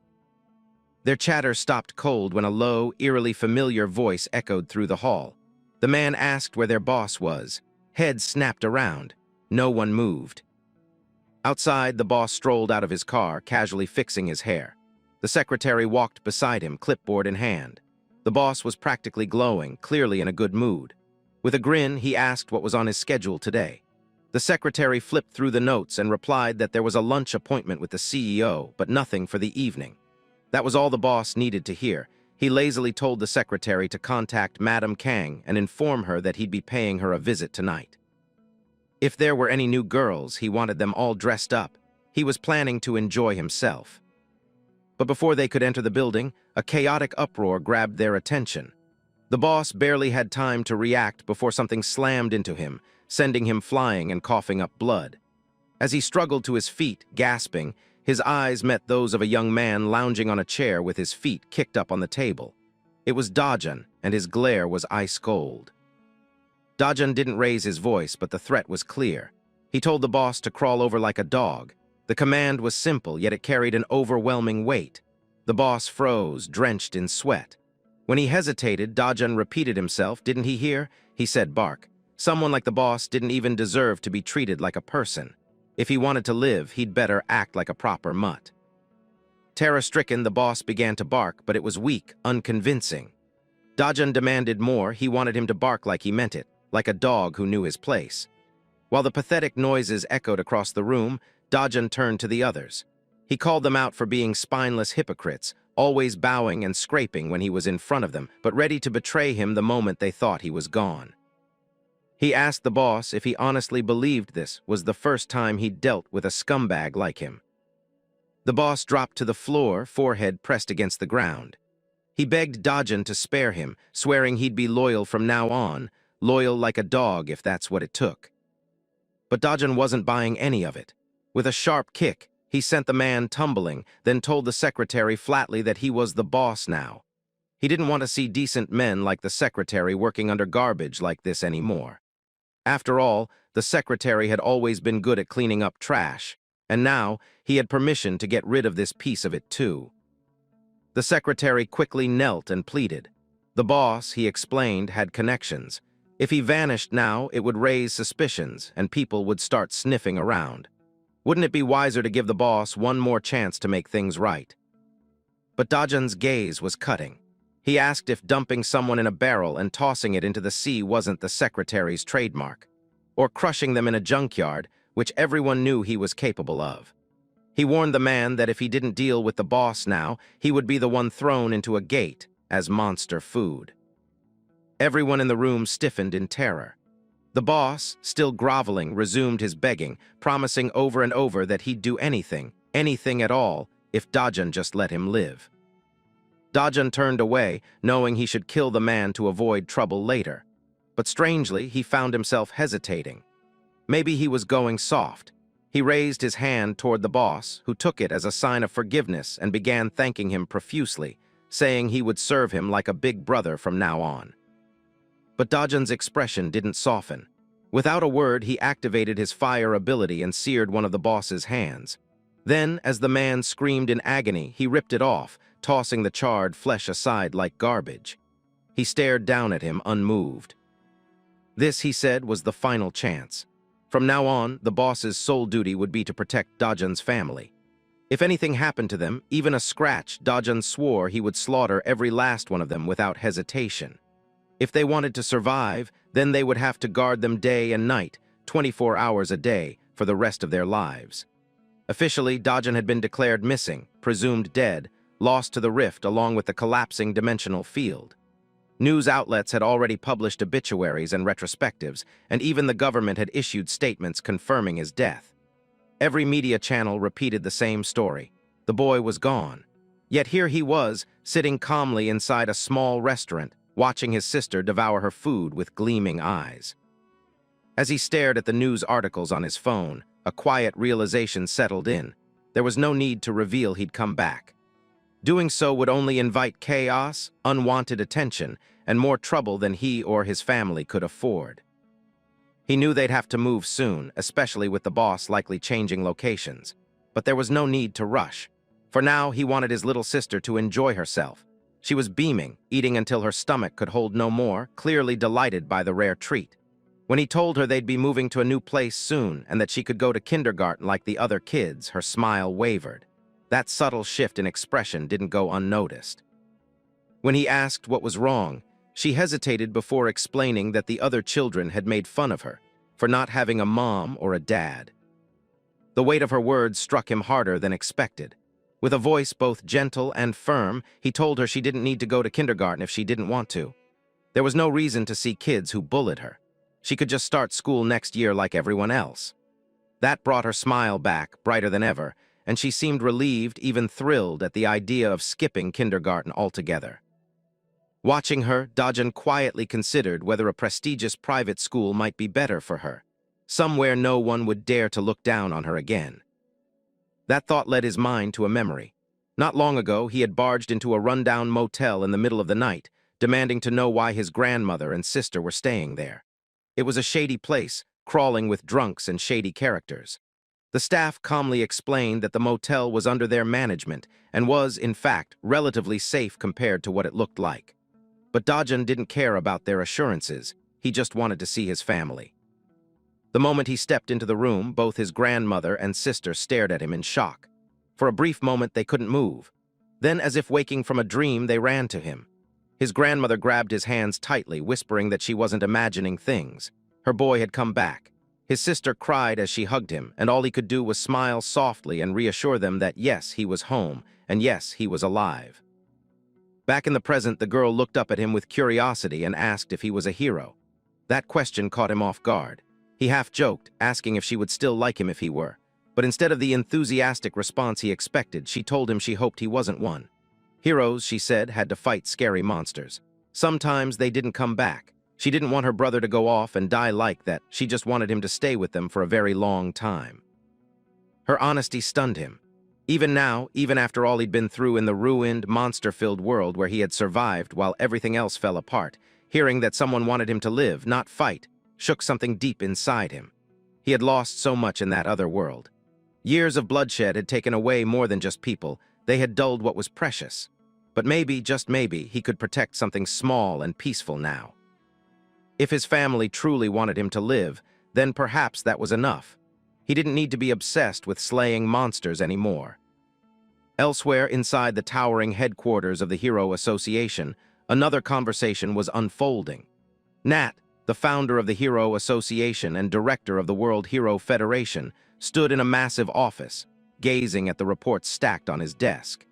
He asked his secretary if there had been any findings, but she regretfully informed him that they still hadn't discovered anything. He found that troubling. If a rift could disappear without warning, then it could reappear just as suddenly, and that kind of unpredictability was dangerous. The secretary added that, logically, the rift should have triggered a wave, but Nat cut her off before she could finish her thought. He was more concerned with the fact that the city had been spared. Perhaps the sudden disappearance of the rift was a blessing in disguise. If it had released a wave, the consequences would have been catastrophic. The secretary quickly realized her mistake and apologized for being careless. She understood how serious this was. Nat wasn't just a powerful man, he was one of the most respected heroes in the world, ranked in the top 100. If he ever decided to run for president, polls suggested he'd win by a historic landslide. Corporate giants feared him. Political rivals avoided him. But Nat had no interest in politics or business. His only focus was on protecting people and preparing for whatever lay beyond the rifts. He told the secretary to keep digging, no matter how long it took. She nodded and also informed him that the homeowner near the previous rift site had agreed to sell. Nat instructed her to offer more than the market value. If the extra compensation brought even a sliver of comfort after such trauma, it would be worth it. But just as he looked through another stack of reports, something odd caught his eye. The rift hadn't been an isolated event. Similar occurrences had been reported in multiple countries. According to the documents, the US and China had managed to contain their incidents swiftly, but the situation in the UK was worsening. Their trusted heroes had already been deployed elsewhere, leaving them unprepared to respond in time. At that moment, an emergency alert flashed across Nat's screen. The UK had officially declared a state of high alert. Civilians were being advised to evacuate. A wave had been detected. The World Hero Federation had sounded the alarm. The next disaster had already begun. Outside the bustling streets, Dajun stood once again before the Mana Stone Exchange, a heavy bag slung over his shoulder. Without hesitation, he pushed open the door and stepped inside. The receptionist looked up, ready to greet the customer, but the words caught in his throat as his eyes widened. It was him, the boy who had flipped the shop's commission system upside down. Panic took over, and the receptionist immediately called out for the manager, shouting that the kid who had forced the shop to accept a 1% commission deal had returned. The manager, a tall, broad-shouldered man with a stern expression and the kind of build that usually made people think twice, stormed out from the back room. He fixed his intense gaze on Dajun, clearly attempting to intimidate him. But Dajun remained calm, his tone collected as he remarked that the timing was perfect. He had a large number of mana stones to sell that day, and it seemed only proper that someone with actual authority should handle it instead of leaving things to the brat at the front desk. As he spoke, he dropped the bag onto the floor with a muffled thud. The manager looked at it with disinterest, already assuming that the kid had once again brought in a pile of unrefined, low-grade stones. Without bothering to check, he flatly refused to do business, telling Dajun to leave immediately. Confused, Dajun asked why, only to receive a cold explanation that the 1% commission was costing the shop a significant loss, and that they weren't about to repeat the mistake of doing business with someone who forced deals onto them. Dajun couldn't help but laugh. He casually remarked that the manager was going to regret turning him away like this, but the man clearly wasn't interested in hearing anything further. He said there was no point in explaining how the Gate Center operated on a 5% commission, or how the entire Mana Stone distribution system was already complicated enough. In his eyes, there was little value in trying to reason with an arrogant kid who didn't understand the way the business worked. Turning with a harsh expression, the manager ordered Dajun once more to pick up his bag and leave, warning him never to return to the shop again. But instead of replying, Dajun gave the bag a light kick. Several stones spilled out, rolling across the polished floor. Both the receptionist and the manager froze in shock. These weren't the cheap, low-grade stones they had expected. These were something entirely different, Hero Mana stones. The manager's expression shifted instantly. He recognized the telltale shimmer and the dense mana signature. A single Hero Mana stone could sell at any price a person was willing to name. His mind raced. How could a kid like this be carrying something so rare? With a casual shrug, Dajun remarked that if they weren't interested in buying the low-grade stones, then maybe they should just forget about it. But now the manager's priorities had completely changed. Hero Mana stones weren't just rare, they were legendary. There had once been a lord from Mexico named Kira, a prominent figure known for dismantling mana stones to manufacture medicinal items. One day, he tried the same with a Hero Mana stone, and it exploded. The resulting burst of power didn't kill him. It awakened him as one of the world's most powerful heroes. Since then, such stones had become coveted not only as a mana source, but also as catalysts for awakening potential. Their value soared, making them essential commodities for those seeking power. Faced with the reality of what was lying on his floor, the manager no longer had the courage to reject the boy. Yet Dajun, unmoved, told them to pack the stones back into the bag. He'd be leaving. The manager instantly changed his tone, now calling Dajun a valuable customer and practically begging him to stay. While the receptionist scrambled to gather the stones with shaky hands, the manager offered Dajun a cold drink and invited him to sit for a moment. Trying to sound casual, he asked why Dajun had lowered the commission even further from 1% to 0.5%. Wasn't that a bit extreme? But Dajun didn't offer an explanation. He simply replied that if they felt it was too low, then they shouldn't take the deal. The manager, sweating now, hastily clarified that he didn't mean it that way. He was just curious about the reasoning. Dajun, clearly annoyed, replied that the reason was simple. The manager was irritating him. That was enough to justify the change. The manager began banging his head on the table, apologizing profusely and admitting he had spoken without thinking. But Dajun, growing weary of the theatrics, cut to the point and asked whether they would match the rate or not. From the side, the receptionist was quietly seething, watching in disbelief as Dajun refused to show even a shred of respect toward the manager. Desperate to salvage the situation, the manager began rambling about the rarity of mana stones. Most companies, he claimed, would jump at the chance to buy them at market price without any commission just to secure supply. But Dajun had already had enough of the lecture. Rising from his seat, he calmly stated that if the manager didn't like the rate, then he should simply sell the stones to someone else. Panicked, the manager backpedaled fast. He raised the commission offer to 9%, pleading that even at that rate they'd be making a loss. Dajun remained completely unaffected and advised them not to take losses then, just walk away from the deal. As the manager continued to negotiate, the numbers slid downward, 8%, then 7%, and finally 6.6%. He whispered that if his boss found out about this, he might literally be beaten to death. Dajun raised an eyebrow and chuckled that in that case, They should try not to give their bosses a reason. The back and forth continued until the manager, barely able to breathe, finally agreed to return to 1%. Dajun relented, saying he'd accept the original rate just this once for old time's sake. The manager was completely undone. He wanted to accuse the boy of being a master swindler but couldn't say a word. The stones were simply too valuable to let go. And just as the manager thought the madness had ended, Dajun calmly revealed that he had 7 more bags full of hero mana stones. The color drained from both the manager's and the receptionist's faces. The manager barked at the receptionist to stop standing around like a statue and hurry up with the contract paperwork. Moments later, a notification chimed on Dajun's phone. He glanced at the screen and saw a new deposit, 67 billion won, transferred from the stone shop. At this rate, even that 110 billion won mansion he'd been eyeing didn't seem so out of reach anymore. But as satisfying as the deal had been, Dajun knew there was a deeper problem. Gates alone couldn't provide high-grade mana stones, and until he could roam freely through all the rifts, there would always be a ceiling to his income. Just then, his phone buzzed again. This time, the alert tone was different. He checked the screen, and both the manager and receptionist watched him closely as tension crept back into the room. When the manager asked what was going on, Dajun replied without hesitation that it was an emergency alert from the UK. A monster wave had broken out in their southern region. After reading the public service announcement, Dajun scoffed to himself.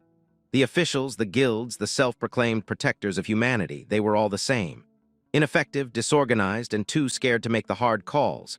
In his past life in that other world, he wouldn't have hesitated. He would have charged through every rift, sealed every tear in reality with his own blood if necessary, all while ignoring whatever country or authority dared try to stop him. But not anymore. That Dajun was long gone. This time he chose peace over senseless war.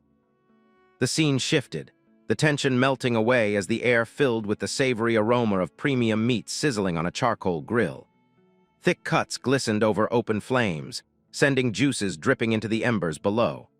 Across the table, Dajun's little sister stared with sparkling eyes and drooling lips, captivated by the sight, while their grandmother looked less enchanted and more panicked. They were seated in a high-class restaurant where even a single serving of meat, just 100 grams, cost an outrageous 250,000 won. The old lady couldn't help but frown in concern, quietly asking Dajun how on earth he planned to pay for something this expensive. But the boy simply smiled and reassured her not to worry, telling her to eat as much as she wanted because he had earned more than enough money this time. His grandmother remained hesitant, but his sister wasted no time. She took a bite, and her eyes rolled back in pure bliss as the tender meat melted in her mouth. Watching her reaction, Dajun glanced at the platter and realized the portions were far too small. He casually waved over the butler, ordering 4 more servings of the same premium meat for each of them. Again, the old woman interjected, worried about waste and wondering how 3 people could possibly eat so much. But Dajun just chuckled and insisted that she eat to her heart's content. Today was a day to celebrate. Coming from such a poor background, they had never even dreamed of places like this. It was time they finally tasted what life had denied them. The grandmother was still reluctant, but Dajun's sister nudged a piece toward her, urging her to try just 1 bite. And when she finally did, her face lit up. The texture, the seasoning, the way it simply dissolved on her tongue, it was worth every one. With that, the 3 of them tucked in and started enjoying their meal with genuine smiles. But the pleasant moment didn't last long. The sharp click of approaching heels cut through the warmth of the room. Someone was walking up to their table with purpose. It was none other than Julian, the famed female hunter. Her presence alone turned heads, and her commanding voice sliced through the air as she called out to Dajun, asking for a moment of his time. Without even glancing up from the grill, Dajun calmly told her that he was eating with his family and that if she had business with him, she could wait. The casual dismissal stunned everyone, but especially Julian, who blinked in disbelief. Surely he hadn't understood who she was. So she clarified, introducing herself again as Julian, a high-ranking hunter. Yet Dajun remained unfazed, simply continuing to serve his sister another slice of meat. Julian could hardly believe what was happening. She was used to people groveling for a moment of her time, not the other way around. And yet here she was being made to wait. So she did. The top 10 ranked beauty in the world, an S-ranked hero admired across nations, found herself sitting quietly in the waiting area as Dajun finished his meal at his own pace. The onlookers whispered among themselves, astonished. What kind of man could keep someone like Julian waiting? The answer came in the form of data. Julian had done her homework. 2 months ago, Dajun had stepped into his first gate. Not only had he survived, but he had re-emerged stronger. Rumors had circulated about his supposed death in a high-level rift, but clearly those were false. He was alive and well, devouring expensive meat in a luxury restaurant with his family. That alone set him apart. His composure, his control, the way he treated even an S-rank like a minor inconvenience. Julian found it difficult to grasp. While she pondered these things, Dajun finally stepped out of the restaurant, his family laughing beside him as they discussed how delicious everything had been. But his gaze quickly locked onto a familiar face. Julian was still waiting, but that wasn't what caught his attention. Standing nearby, looking just as surprised, was Kang, the very man who had abandoned Dajun in that lethal dungeon to die. Kang's expression twisted as recognition dawned. He stared at Dajun like he was seeing a ghost. His voice dripped with venom as he muttered that Dajun was like a cockroach, always crawling out of impossible situations when he should have just died already. He called him a vermin, a pest that just wouldn't stay down. Julian was caught off guard. Of all people, Dajun was bickering with Kang. She didn't understand what history they shared, but something was clearly burning between them. Before Kang could get another insult out, Dajun turned to Julian and said that if she had something to say, now was the time. Kang froze, his eyes darting between the two. He was baffled. Why was Julian waiting for someone like Dajun? But Dajun ignored him, his focus now on the woman. With a firm tone, he told Julian that if she wanted to talk, she'd have to do him a small favor first. Julian raised a brow, unsure of what kind of request was coming. Dajun simply pointed to his grandmother and sister, explaining that all he wanted was for her to call a cab and make sure they got home safely. That was it. He had other matters to deal with. Julian was puzzled, wondering what he planned to do next. But Dajun gave her a cold, sidelong glance and said that their conversation could wait. He had a debt to collect from an old friend. His tone made it clear. He hadn't forgotten what Kang did. And now it was time to settle it. Julian calmly approached Dajun's grandmother and little sister, placing a gentle hand on the door of the cab and urging them to get inside. She spoke softly but firmly, telling them not to worry and assuring them that she would handle everything.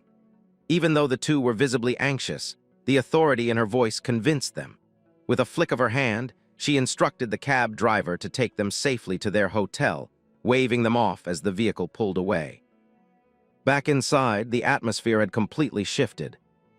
Dajun stood with his body lowered into a tight fighting stance, each of his movements controlled and coiled with force. His fists flew with terrifying precision, landing on Kang's face and ribs with bone-cracking impact.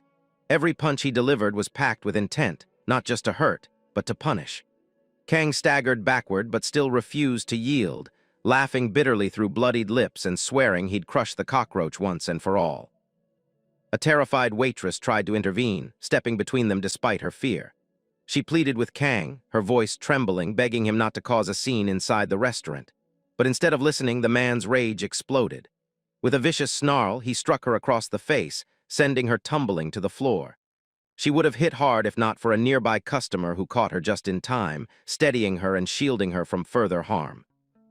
Kang wasn't done. His eyes scanned the restaurant, wild and violent. He shouted threats, claiming ownership of the place, warning that if anyone dared to interfere, he'd kill them on the spot. The entire room froze in fear. But for Dajun, that was the final straw. His expression darkened as he stepped forward, and with a single powerful strike, he smashed his fist into Kang's swollen face, sending blood spraying across the table. He stood over the man, his voice cold as steel, asking if Kang really had been the one who left him to die inside that gate. Kang, now bleeding from multiple places and barely able to stand, couldn't even answer. Dajun wasn't finished, not by a long shot. Kang spat blood and sneered, as delusional as ever. He taunted Dajun, mocking his past, reminding him how his father abandoned him and how even his stepmother had no use for him. It was venomous and low. But Dajun didn't respond with words. Instead, he calmly pulled out his phone and held it up, demanding Kang repeat what he had just said. Kang laughed, thinking it was a bluff. He called Dajun pathetic and dared him to do something. Then, as if digging his own grave, he crossed a line no one should ever cross. He began insulting Dajun's mother. That was enough. Dajun's eyes glowed faintly, and before Kang could even finish his sentence, the boy moved. A pulse of psychic energy erupted from him, and his mana surged. The next punch Kang threw never even connected. Dajun's abilities diffused it midair with invisible force, redirecting the momentum and hurling Kang several meters back like a ragdoll. He crashed into a table, flipping over it and groaning in pain, stunned that his full-force blow had been so effortlessly dismantled. Kang's body lit with a blue aura, and his mana surged as he tried to power up further. But Dajun didn't flinch. He took a step forward and with a flash launched himself toward his opponent, finally ready to finish what had been long overdue. In the chaos, the trembling waitress fumbled with her phone, trying to call the authorities. But her hands were shaking too much to remember the emergency number.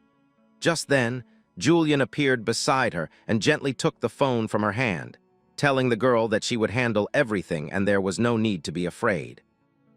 As she turned toward the escalating battle, Julian's trained eyes took in the situation instantly. The raw strength, the fluid movements, Kang, who was an A, B-ranked hunter, was being completely overpowered. There was no doubt in her mind anymore. Dajun was beyond B rank. He was easily A rank, if not higher. Possibly even S rank. Her eyes narrowed as she shouted a warning, telling Dajun to stop before he went too far. If he seriously injured Kang, there would be consequences. He might even die. Hearing that, Dajun paused mid-step, glancing at her with a frown, asking what she meant. Julian explained without hesitation. Kang's cousin was none other than Yang, an S-rank hunter with influence and power, and someone who deeply cared for his younger brother. Hurting Kang would mean making an enemy out of Yang, and that was not something people survived easily. But even after hearing that, Dajun didn't look worried. He just stared at her unfazed, and Julian felt a chill. This boy, he wasn't just powerful, he was completely unhinged. He knew the danger. He heard the name Yang and understood the consequences. But still, he had no intention of stopping. Kang, even while lying battered on the ground, gave a bloody smile and dismissed Julian's concerns. She suddenly realized Kang had always acted like this because he knew he had Yang as a shield. That's how he had gotten away with so much for so long. And now, seeing Dajun not just challenge that protection but completely disregard it, Julian was starting to feel something unfamiliar. Fear. Not just for the situation, but for the person standing in front of her. Dajun's eyes briefly flicked toward her, and the killing intent in his gaze made her heart skip a beat. It was subtle, not wild or chaotic, but cold and measured, like a predator deciding whether or not she was worth hunting. Julian swallowed, suddenly unsure if she was de-escalating things or making them far, far worse. Meanwhile, the poor waitress had crumpled into a corner, quietly crying into her apron, whispering to herself that the lady said she would handle it. So why did things feel like they were spiraling even more out of control? Kang lay unconscious on the ground, his swollen face barely recognizable. Julian stepped closer, keeping her voice calm as she informed Dajun that she had been sent by her uncle to handle the situation. She apologized for showing up uninvited, admitting it wasn't ideal. Without wasting time, she shifted the topic, saying she already knew that Dajun had recently sold a batch of magic stones at the exchange center. Instead, she wanted to propose something better. She wanted to buy the next batch directly from him. Dajun raised a brow, asking what she was offering. Julian replied confidently, saying she would purchase everything he had at full market price, no undercutting. That caught Dajun off guard. He let out a short laugh, clearly surprised, before Julian added that an S-rank hero's wealth was beyond what most people could imagine. Money wasn't an issue. Still glancing at the unconscious Kang, Dajun told her he wasn't against selling, but he had one condition. It wasn't something complicated. In fact, if she really was an S-rank like she claimed, it would be nothing for her. And if it was Julian herself handling it, then there should be no problem. The scene then shifted. Far from the chaos, in an elegant high-rise office, Dajun's stepmother sat simmering with rage. Her manicured fingers tapped against her desk, and her face was twisted with frustration as she asked how Dajun was still alive. He had entered a rift. He was supposed to be dead. Her secretary, standing respectfully nearby, replied that even the Hero Association had declared him dead. Yet somehow here he was alive.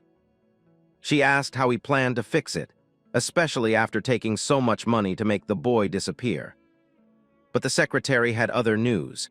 He informed her that Kang had gotten into a violent brawl with Dajun. At first, the woman didn't react, but then it clicked. A fight between Kang and Dajun that was going to cause problems. If her husband or father-in-law heard about it, it would be messy. Still, she thought she could smooth things over as long as it didn't reach the media. She immediately ordered the secretary to suppress any media coverage of the incident. No headlines, no leaks.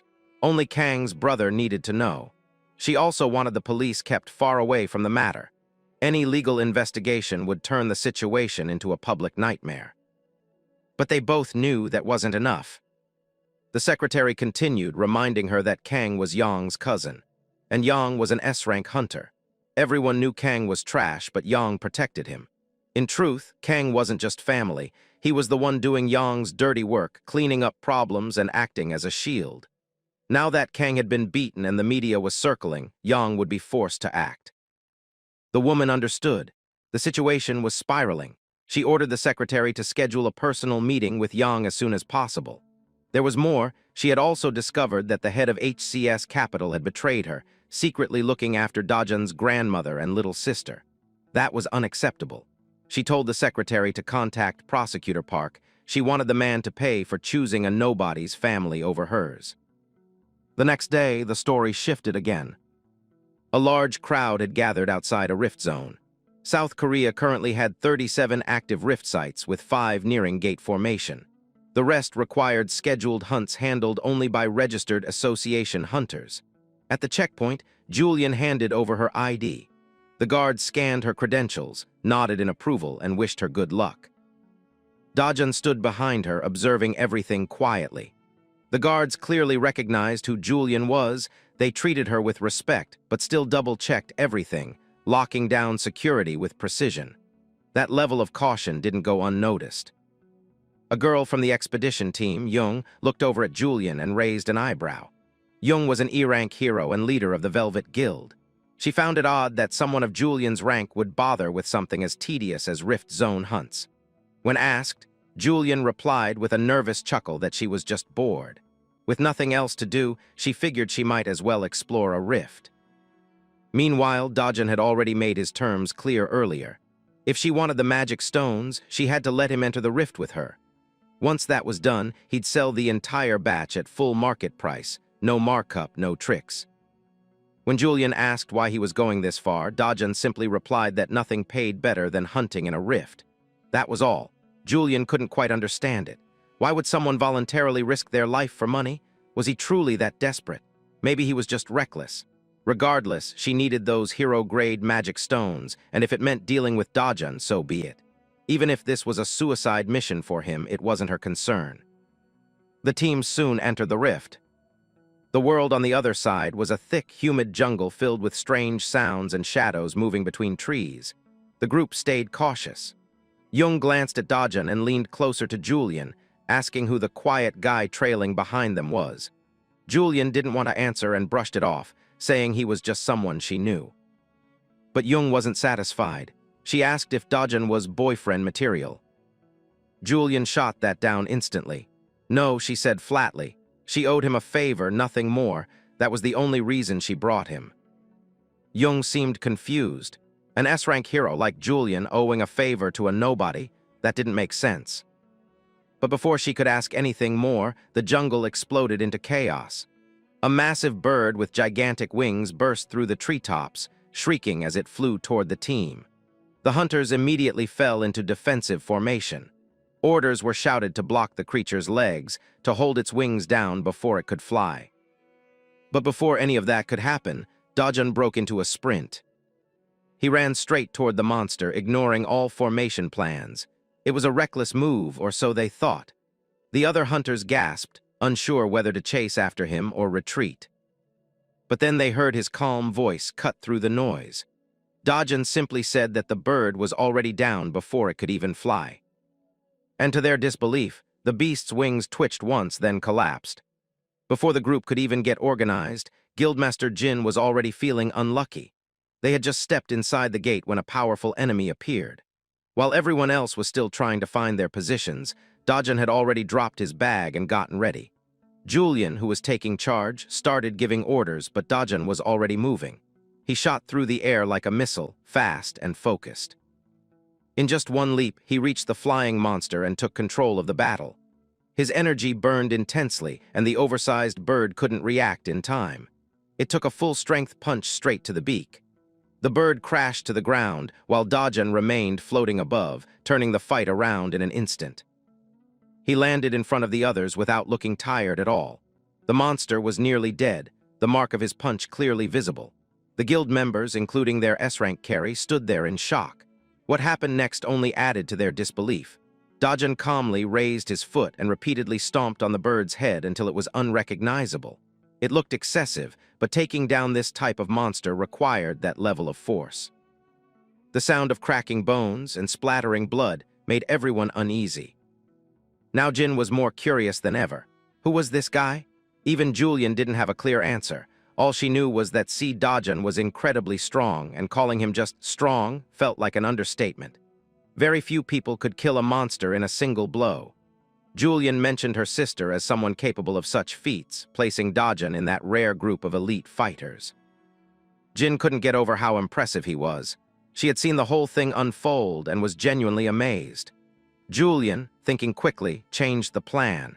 She now wanted to explore the center of the gate with Dajin and leave the rest of the group at the edge.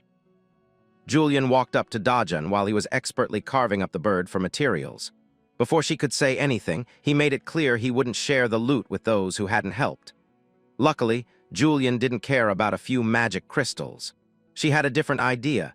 She wanted to go deeper into the gate with him, to areas more suitable for someone at his level. Dajin agreed without hesitation. Julian knew the layout of the gate well, so she took the lead, confident that he would follow. Without warning, she sped off, creating a sonic boom as she disappeared into the distance. Dajin calmly watched her vanish, slung his bag over his shoulder, and crouched down. In the next moment, he launched himself forward with such force that it nearly knocked the others over. Jin thought to herself, if Julian moved like a bullet, then Dajin was like light. Left behind, the rest of the guild looked to Jin for their next move. They all knew they couldn't keep up with those two. For today, they had to accept their role as support. The outer parts of the gate still had plenty of monsters for them to hunt. In the outside world, they were respected rank heroes. But here, compared to a real S-ranker like Dajin, they were clearly outclassed. Both Julian and Dajin were on a completely different level. Meanwhile, the two of them raced through the forest at incredible speeds. Julian kept checking to see if Dajin was still behind her. When she didn't see him, she thought maybe she had gone too fast. But just as she considered slowing down, Dajin suddenly appeared beside her and casually asked if they could go even faster. That caught her off guard, so much so that she almost stumbled. Julian had never met anyone who could keep up with her in a foot race. In terms of speed, she was considered one of the top 2 in the country. But now, it seemed that list needed revising. A few moments later, Dajin even stopped to tease her for being slower than expected, saying she was only running fast to show off. As Julian caught her breath, Dajin looked ahead. A massive mountain range stretched into the sky. When he asked what was in there, Julian's face turned serious. That was the home of the gate's boss monster, the Cassirian. The Cassirian was a 20-meter beast that looked like a dragon or wyvern. Julian didn't even want to think about fighting it. Normally, it would take at least 3 top-tier S-rank fighters to even have a chance. One thing Dajin knew about the Cassirian was that it had a small chance of dropping a transcendent-grade magic stone, an incredibly valuable item, just one step below the highest-grade treasures. With a reward like that on the line, he wasn't about to walk away from the fight. Even though Julian thought it was a reckless decision, Dajin had already made up his mind. He was going to fight the creature, with or without her help. Julian watched as he rushed ahead, heading straight toward the mountain range where the beast's lair was said to be. She felt like she had no choice but to follow, despite the obvious danger. The creature inside wasn't just any monster, it was powerful enough to be a serious challenge even for 3 S-rank heroes. The confidence Dajun showed as he charged ahead shook her. Still, she went after him. But when she arrived at the lair, she was met with a surprise. The fight was already over. The Cassirian, a massive dragon-like creature, was lying there dead. Dajun stood nearby, casually pulling his knife from its body as if it had been nothing more than a simple task. Julian was speechless. She couldn't understand how the fight had ended so quickly or how it had ended at all. To put things in perspective, Julian recalled a well-known S-rank hero named Park, who had made a name for himself by fighting monsters like the Cassirian. The first time Park had faced the beast, he'd brought 30 A-rank hunters with him, just to be safe. But even with all that backup, only he had survived. The rest were wiped out. Later, Park returned for a rematch, this time with another S-rank and 100 A-rank heroes backing him up. That battle was long and costly. They had to target the monster's wings to bring it down, then hit it with everything they had. In the end, the Cassirian was defeated, but very few hunters walked away from the fight. The damage done that day was so great that Park's guild, Sweet Life, still hadn't fully recovered, even years later. And yet, here was Dajun, someone who didn't even look like a top-tier hunter, having taken down the same monster on his own. When Julian kept staring at him in disbelief, he casually reminded her that she hadn't done anything to help and wouldn't be getting a share of the loot. She found the comment annoying, but she was too stunned to argue. If she hadn't seen the aftermath herself, she would never have believed it. The same terrifying creature that once required a whole team of top hunters had just been killed by a single person. And as if it wasn't enough, Dajun had already removed the rare magic stone from the body. He looked at it calmly and told Julian that from now on, he didn't need anyone to guide him. He was fine on his own. He also said he didn't care about the other valuable parts of the monster, like its claws or teeth. He told Julian she could keep them if she wanted, as a kind of payment. She looked at the monster's body for a while, then decided she didn't want any of it either. By evening, Dajun had returned to the group, carrying 3 full bags of magic stones. Even the rank hunters were shocked. For their guild to gather the same amount, it would have taken at least 20 hours, maybe even 3 full days if they were lucky. They couldn't believe what they were seeing, and all of them looked at Julian, the one who had brought Dajun along in the first place, hopping for answers. But she was just as surprised as they were. According to Julian, Dajun hadn't even used special gear or rare items. He'd done it all with basic equipment. That alone was enough to put him at the top of Korea's hero rankings. Some of the A-rankers even joked that he might be the strongest in the world. When he came back with more bags full of loot, they could hardly believe their eyes. In just one day, he had gathered enough to fill several bags, a task that would take most skilled teams multiple days to complete. At that point, the group realized that no one outside would ever believe them. Dajun's power was too unbelievable, almost unreal, so they decided to keep quiet about what had happened. As everyone recovered from the shock, Julian walked up to Dajun and started talking to him. From a distance, the others in the group watched and joked that the two looked like a couple chatting. But really, they were just trying to make sense of what had happened and of who Dajun really was. Some of the guild members started whispering among themselves, saying that Dajun might actually be the only person who truly matched Julian, not just in strength, but in presence. Their similar power levels made them seem like a perfect pair. But that impression quickly faded when they saw the two of them arguing. The guild's A-rank master, who had thought they looked like a good couple, was surprised. From the way their expressions clashed, it was clear this wasn't a friendly chat. It was hard to believe anyone could speak so bluntly to Julian of all people. Then, even more surprisingly, Dajun handed her a bag and walked away without another word. That moment stunned the guild leader even more than the earlier fight. As Julian held the bag, she explained what had just happened. Dajun was worried that if word got out he killed the Cassirian, he'd become famous overnight.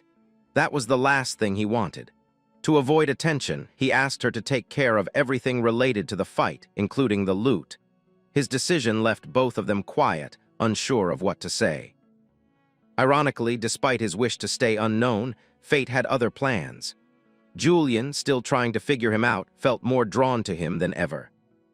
Meanwhile, in a different part of the city, the famous S-rank hunter Park was busy with training. He was hitting a punching bag with full force while his assistant stood nearby, impressed by his intensity. Park, still the head of the Sweet Life Guild, seemed fired up with frustration. His assistant tried to calm him, saying that patience and endurance were key right now. Park agreed but added that those who underestimated him would regret it eventually.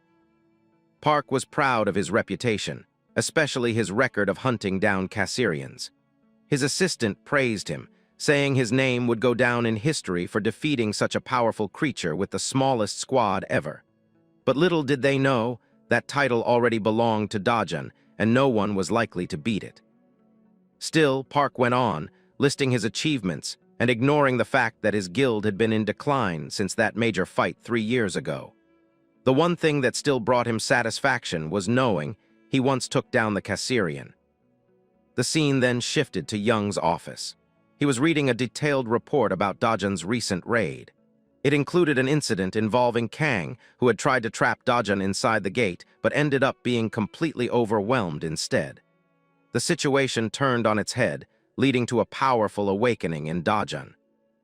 Young also found out that the person behind the hit job on Dajan was none other than the executive director, a powerful and extremely wealthy woman, known to be one of the richest in Korea. At first, Young couldn't understand why someone like her would go after Dajan personally. But then the truth came out. Dajan was her stepson.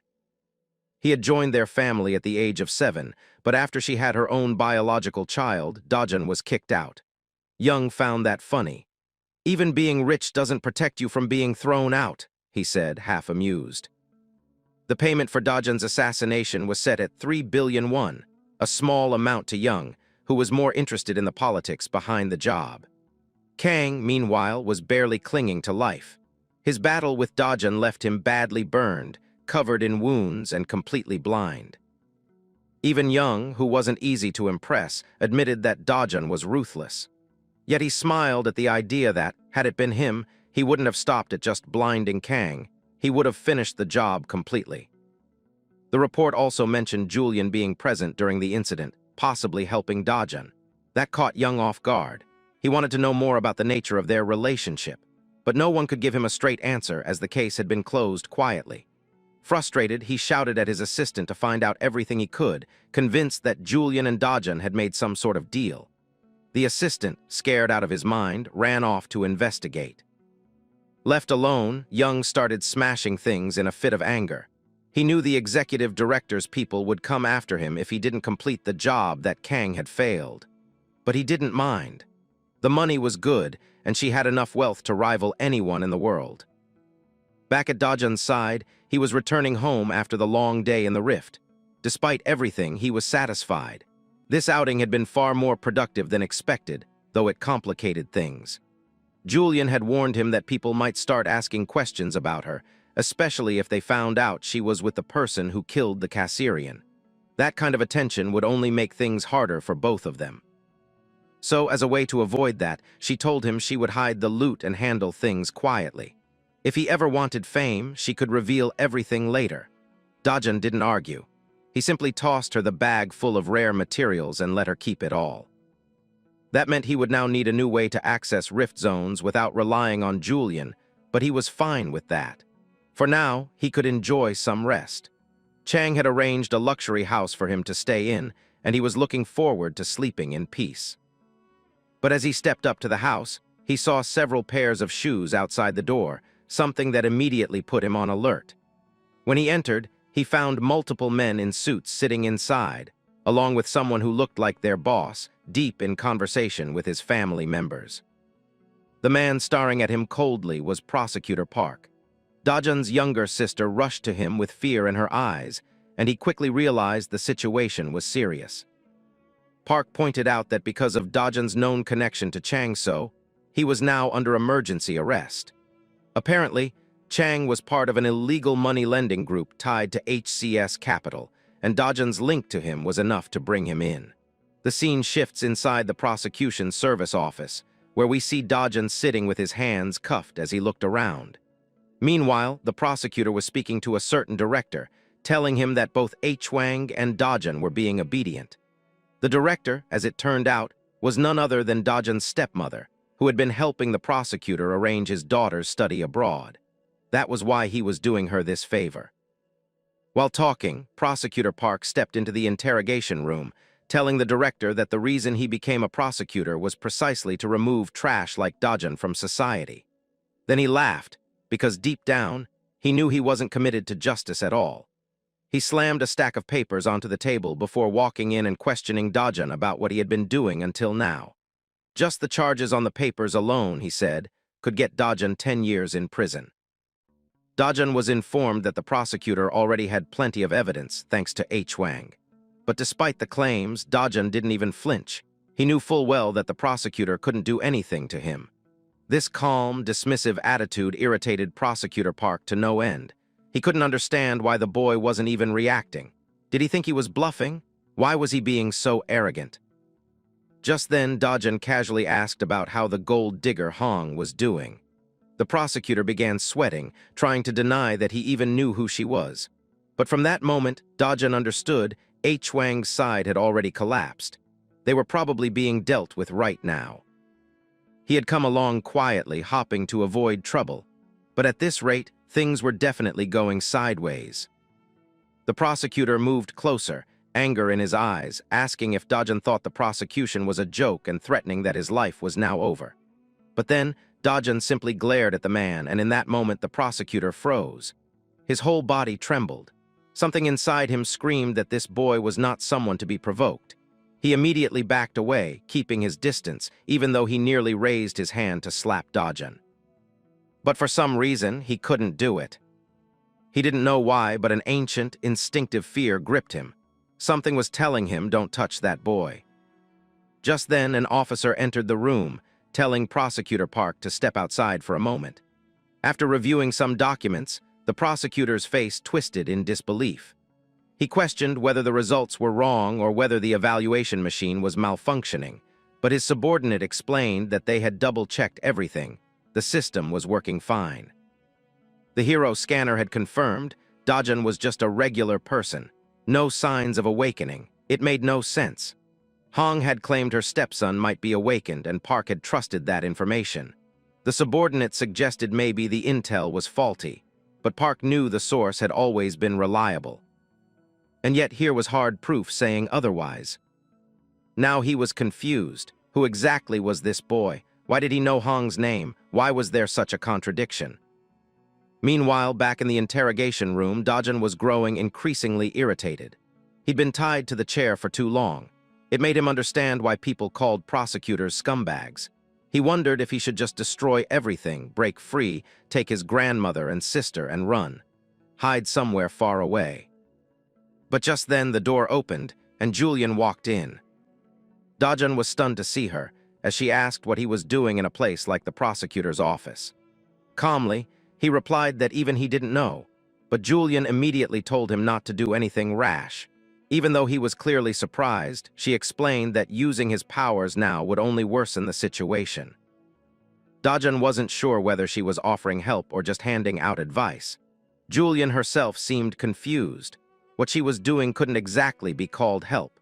But knowing that Dajan was innocent, she couldn't just stand by and ignore what was happening. If she hadn't known he was falsely accused, it might have been a different story. But in her eyes, he was truly innocent. Hearing that, Dajan let out a slight smile, amused by her strange way of offering support. Then Julian informed him that the Hero Association had launched an internal investigation. They were checking into unlicensed hero identities and monitoring the new rift that appeared at the house. But Dajan didn't care about any of that. He just asked about his family. Julian was annoyed at first, wondering if she looked like his secretary. Why should she be checking on his family? But Dajan's cold, intense stare made her flinch. She began to sweat and reluctantly told him that his family was safe. He didn't need to worry. He smiled and thanked her, promising to repay the favor one day. Julian, slightly blushing, told him to just hang in there a little longer. She'd get it resolved soon. Rather than proving Dajan's innocence directly, Julian took a different approach. She exposed Prosecutor Park's bribery and illegal lobbying, which got him dismissed. A fair investigation followed, confirming Dajan had nothing to do with the incident. He couldn't completely escape punishment for the unlicensed hero certificate, but thanks to Julian's strong defense, that too was settled with a suspended sentence. Later, we see Dajun and Julian riding together in a car, listening to a news broadcast on the radio. The reporter said that a never-before-seen monster had appeared in the UK and was attacking civilians. It was a mantis-shaped beast, about 1.5 meters tall, with 4 eyes and powerful jumping ability. As soon as he heard the description, Dajun casually stated that the monster was called a Makashin. Julian was shocked. How did he know that? The name hadn't even been officially released, it was only known to the association. But Dajun didn't explain. He simply thought to himself, monster names aren't made up at random. Mana stones didn't just store energy, they carried knowledge. On Earth, modern science could analyze them to extract that data. But in the ruined world he came from, it had been done through magic. If a monster existed in both worlds, then the names he knew from the past would be the same ones used now. That's how he already knew them. He quietly noted that the Makashin could be dealt with using red fire ant extract. When Julian asked for more details, Dajun explained that red fire ant extract was harmless to humans, but acted as a paralytic poison against Makashins. If sprayed properly, the creatures wouldn't even have a chance to go wild. After hearing all that, Julian stared at him, wondering just who was this boy. But Dajun didn't answer. He wasn't ready to reveal his identity. Julian suddenly stopped the car, frustrated, asking if he was even listening to her. But Dajun was lost in thought. And then he asked her in a low voice if he killed Hong, the gold digger, right now, what would happen to him? Meanwhile, the scene shifts to Hong, who is anxiously biting her nails, completely traumatized after finding out that Dajun was still alive, even though several reports had previously confirmed that he was already dead. Her secretary stood beside her, updating her on the situation. He informed her that the prosecutor she had bribed was now behind bars for accepting bribes, and that it was only a matter of time before she herself would be next, unless she did something fast. But the thing that truly shocked Hong was learning that Julian was now standing by Dajun's side. Even the secretary admitted he wasn't sure what kind of relationship Julian had with Dajun or how they knew each other. But one thing was certain, Julian was helping him, and it wasn't working out in Hong's favor.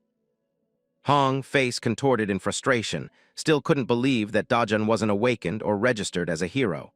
At first, the secretary himself had told her that Dajun was definitely awakened, but now all the reports had come back negative. Confused and nervous, the secretary tried to explain what he saw, how it really did seem like Dajun had powers. Maybe, he speculated, Dajun had some kind of ability that could fool the hero detectors, but it was still just a guess.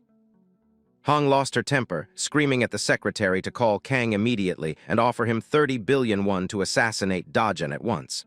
But Kang, a devil in human form, laughed at the offer. He told her coldly that 30 billion wasn't even close to enough. If she wanted the job done, she needed to double the price. Kang's secretary tried to interject, asking if doubling the money wasn't a bit excessive. But Kang cut him off, mocking him for being poor and naive. From Hong's perspective, Kang was her only option. And once the job was finished, 60 billion wouldn't be a problem, she was that rich. Especially now that Julian was involved, an S-rank hunter in her own right, Kang argued that going up against someone of that level required serious compensation. The secretary admitted that Julian was definitely a dangerous opponent. But at those words, Kang slammed his hand on the table and stormed toward him, furious. Did he really think all S-ranks were the same? With a twisted smile, Kang declared that someone like Julian could be taken down in 20 minutes flat. He just didn't feel like doing it yet. The secretary quickly agreed, trembling slightly, knowing his life could be in danger if he said anything else.